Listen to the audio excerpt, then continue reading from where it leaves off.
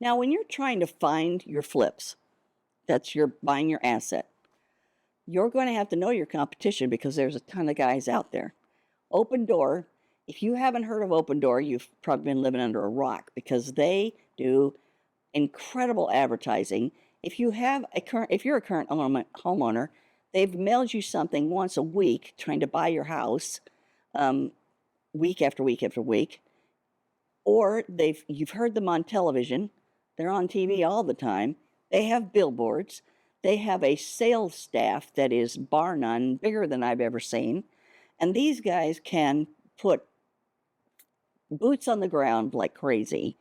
So you can never beat them. But what you can do is know how they work and what their disadvantage is. Their big disadvantage is number one, they are not honest with the customer. That's that's coming from Suzanne. It's not gospel, but that's what I have personally experienced.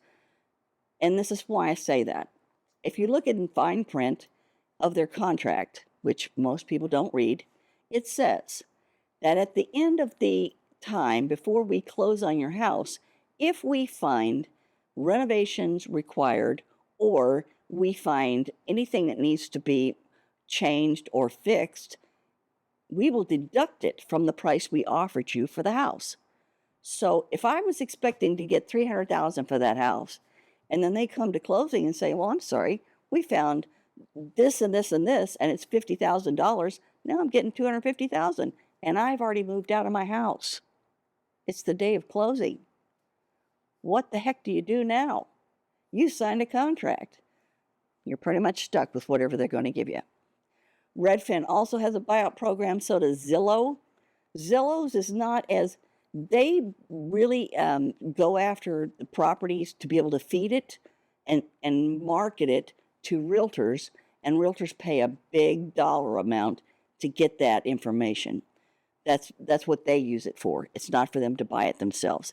New Western is here local here in Dallas. They are wholesalers. They're a pretty strong company that finds those other properties that need to be renovated, and they put them out for sale. They're not going to renovate them themselves, so you're going to pay them a fee for purchasing that particular asset. So if they bought it for 200, you may be paying 240 or 230 because they're making the difference, and you work off of that 230 figure. Hedge funds, you're going to find some hedge funds when you get into the business for a couple of years or more. Those are the guys that you've heard of REIT, which is a real estate investment trust. They pool their money together, and they're huge groups, and they have money in the billions with a B, billions, that invest in nothing but single family homes. So they will buy most usually anything under 375,000.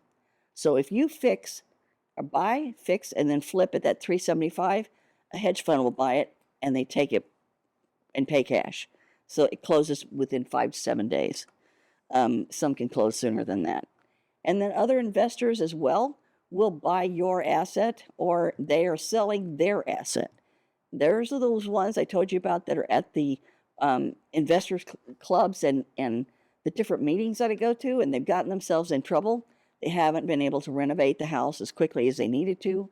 I talked to a gentleman last month we have a local investment meeting club in the other side of town, and he was trying to get rid of his flip, and I said, "Well, how long have you been working on it?" "Oh, I think this is the 8th month." "Well, no wonder you're trying to dump it. You're so upside down. There's no way." You found a property, and now the fun begins.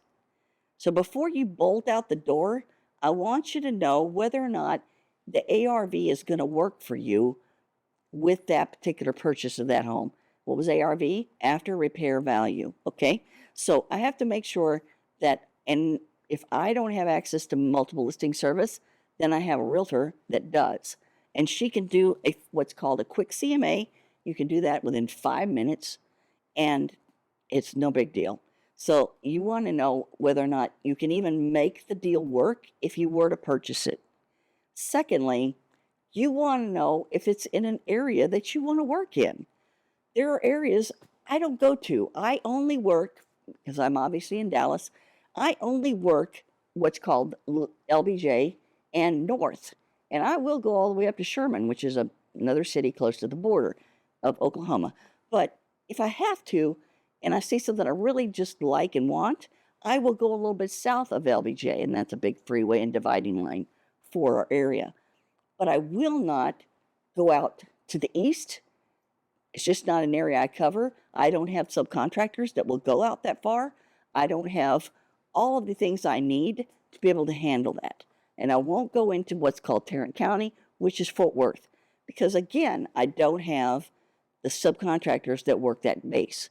So it becomes an issue for me. If a deal does not pass the smell test, don't waste your time unless you just need the practice.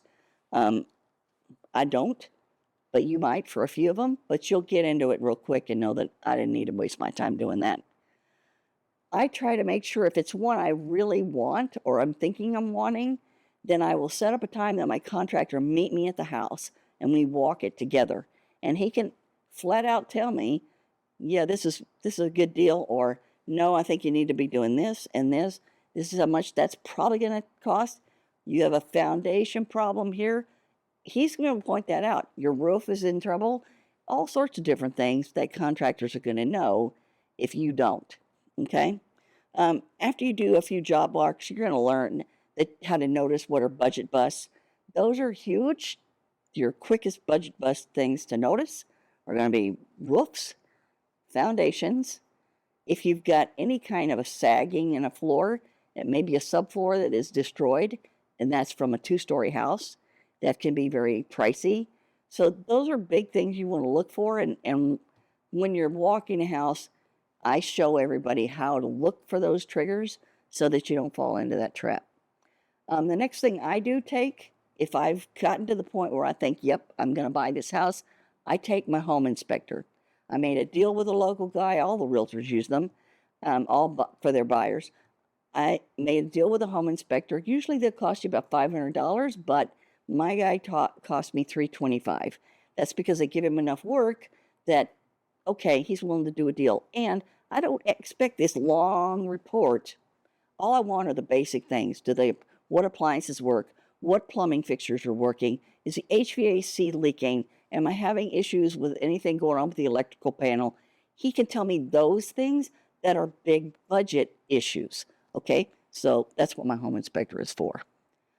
If I have a sprinkler system, he can also tell me whether or not it's working or not. I mean, other than turning it on, that doesn't mean anything for me. I'm not going to walk around and get wet. So